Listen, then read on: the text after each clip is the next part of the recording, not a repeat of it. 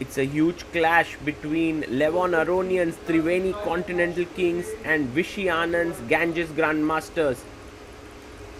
Levon, playing with the white pieces, opens with 1 e4. Vishy sticks to his Caro Kann. It has worked well for him. 2 draws against Nepo and NVL, and he goes for it once again.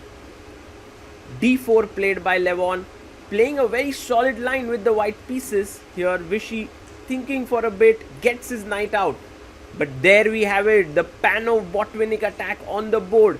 Generally, when white plays this, he's happy to play with the isolated pawn. Now the main move in this position is bishop g4, but Vishy goes for a side line with a6. Very few games have been played with that move, and Levon goes for c5, dissolving the tension in the center. Bishop g4, putting pressure on the d4 pawn. Bishop comes out, breaks the pin.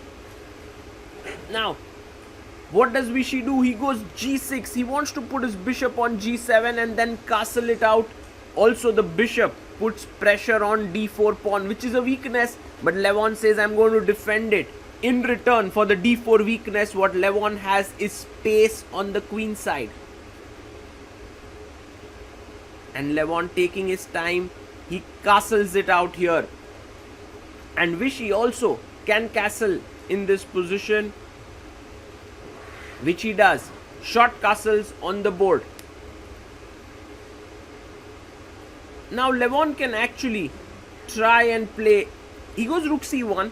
He could have also tried to play a3 b4, gaining more space.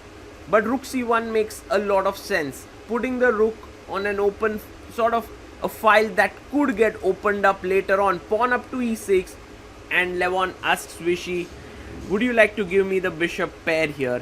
And I think Anand should take it. He takes the knight, bishop takes f3, and we are in a situation where Vishy enjoys himself playing with the knights. b6, very important move. Now, generally this move is very powerful, because once you take it, you have to take it here. The remaining pawn here is an isolated pawn on d4, so Vishy takes it. But what Levon has in return is this weakened c5 square, where he can plant his knight, which is what he starts off with. He first plays knight a4, Vishy brings his queen back, and Levon brings his knight into c5. Now notice the tactics. If you take the pawn, knight e6, and the knight is hanging. So that's the reason why Vishy keeps his queen on b6. The bishop comes back to e2. Maybe not the best move. Other possibilities included queen a4 or queen d2. Bishop e2 played. Knight goes to e7.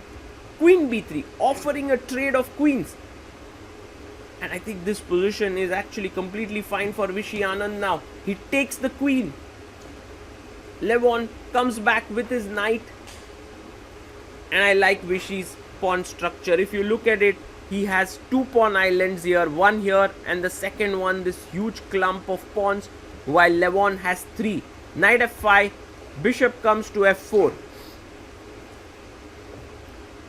And now Vishy jumps with his knight to h5, attacking the bishop, also the pawn here. Levon can actually take on h5 and spoil Vishy's structure here. But is it so bad? And is it worth giving up the bishop pair? Not really. Levon goes bishop to e5, but this is not a good move, because after bishop takes bishop, and there you have it. Levon wanted to make a move, but Vishy hadn't pressed the clock. D e5, and now the knight jumps in. Rook f e1, and Vishy now can push his a pawn. He can push his h pawn. He goes for a5. Very, very interesting position. In fact, it's black who's pressing ever so slightly here. Has the slight advantage. Bishop goes back to f1, and now g5, so that whenever g3 is played, the knight can jump back to g6. Levon pushes the knight back, and Vishy needs to go to g6. He goes back, keeping an eye on the e5 pawn. Levon moves in with the bishop. He's like, these 2 knights are too dangerous. I need to take down one of them.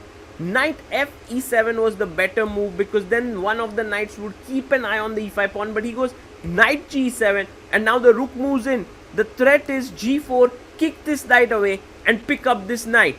So Vishy goes rook e8, defending the knight on e7. And can Levon now play bishop b5, attacking the rook? The problem here is that rook b8 then attacks the bishop. So Vishy has it all covered. Rook c1, the knight goes back to g6. While black's position is not bad, Levon now can simplify. He takes, pawn takes, but Vishy says your pawn is hanging here on e5. But Levon says your pawn is hanging on f5. Vishy now takes with the rook and says my pawn is defended, but Levon attacks with his knight, the rook and the pawn, and he's going to win back the pawn. Vishy goes active with rook e2. Rook on the 7th heaven are generally very dangerous. Knight takes the pawn, attacking the f7 pawn. If you play now knight e5, yes, that's the best move. Defending here, also threatening h6 to kick the knight away when it might get trapped here. Also b2 is hanging, he goes king f1, attacking the rook, takes on b2, and if you play f4 now to kick this knight, I will kick your knight away with h6. So rook e1 played, the knight jumps into d3, rook e2 defending, and Vishy can actually now bring his other rook into the game. He does it. Yes, he brings his other rook. Very active defense, although black's pawn structure is terrible. All of the pawns are isolated and weak, and Levon picks one of them. But Vishy has seen that he has enough counterplay. He goes in with the knight for a check, another check, king here, check, and the players are going to agree to a draw. If only this knight was defended, rook g1 would have been checkmate, but it was not to be. In fact, this game has turned in the Triveni Continental Kings' favor, because on the other boards they did much better, and the Ganges Grandmasters, who played so well in this tournament thanks to Vishy's efforts on the icon board, are knocked out from this tournament. So actually this draw didn't work out so well for Vishy, but what a legend he is. He played brilliant chess. In fact, he only lost 2 games, and those were against Magnus Carlsen. Remaining, he beat Levon once, he beat MVL once, he beat Duda, and he had played really well in this tournament. So did Levon Aronian. In fact, Levon's efforts helped him and his team to reach the finals of the first ever Global Chess League, and you can see both the players, such good friends of each other, discussing this after the game. A well fought draw in the Caro Kann.